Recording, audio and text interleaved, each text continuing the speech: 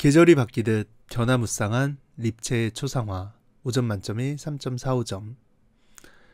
러빙 빈센트 감독들의 6년 만의 후속작 립세의 사기는 부아디스와프 레이몬트에 의해 1902년부터 1908년까지 7년간 만들어진 4부작 소설 페전트를 바탕으로 만들어진 유아 애니메이션 영화입니다. 저는 사실 영화에 대해 어떠한 정보도 알아보지 않고 보는 편이라 이 영화가 애니메이션인지 극장에서 처음 알게 되었는데요. 다만 영화를 보시기 전에 알고 보시면 좋을 만한 것들을 몇 가지 이야기해 보려고 합니다. 이 영화는 아무래도 20세기 초 대하 소설을 최대한 있는 그대로 스크린에 담아낸 영화다 보니 2010년대 이후에 개봉하는 영화들에 비해 이야기를 풀어나가는 속도가 매우 느리게 진행이 됩니다. 영화의 속도가 보시는 분에게 적합할지 판단하는 가장 좋은 방법은 제 생각엔 소설을 읽어보는 방법이 있을 것 같은데요.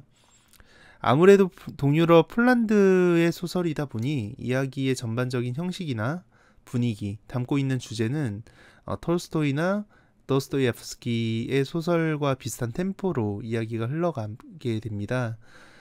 그래서 영화를 보기 전에 볼지 말지 고민을 하고 계신 분이 있다면 제가 추천을 해드리는 방법은 톨스토이의 사람에게는 땅이 얼마나 필요한가나 바보 이반, 그리고 도스토옙스키의 카라마조프의 형제들이나 백지 같은 소설을 읽어보고 그 소설들이 술술 읽히고 취향에도 맞는다면 이 립세의 사계 영화가 나쁘지 않게 보실 수 있다 말씀을 드릴 수 있을 것 같고요.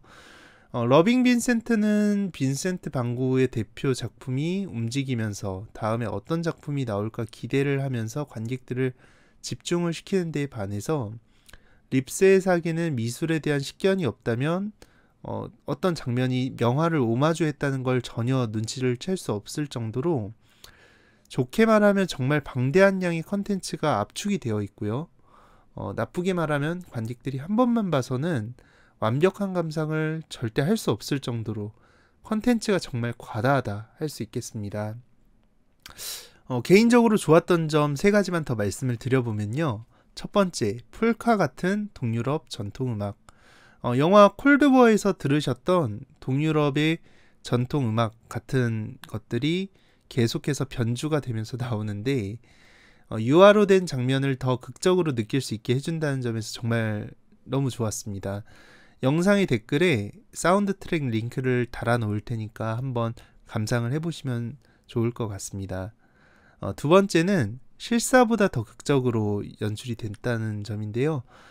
애니메이션이다 보니까 사람이 실제로 연기하는 것보다 더 극적으로 연출된 장면들이 있었습니다. 특히 불과 물, 눈 같은 자연물을 활용한 장면들이 영화 속에 많이 담겨져 있는데요.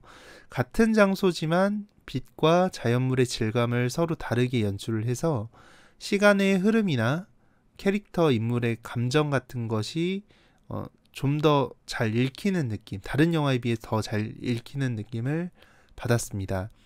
마지막으로 3번째, 인간 본질에 대한 좀 진솔한 이야기가 담겨져 있다고 저는 생각하는데요.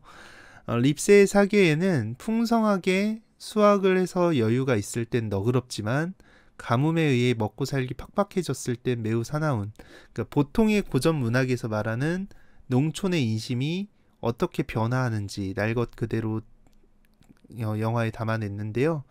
옳고 그름을 정해놓고 관객을 가르치기보다는 영화 속 캐릭터들이 계절이 바뀜에 따라서 각 인물들이 욕망에 따라 어떤 모습으로, 다양한 모습으로 변화하는 모습을 담아냈다는 점에서 보는 관객에 따라 정말 다양한 해석을 할 수 있는 이야기로 저는 보았습니다.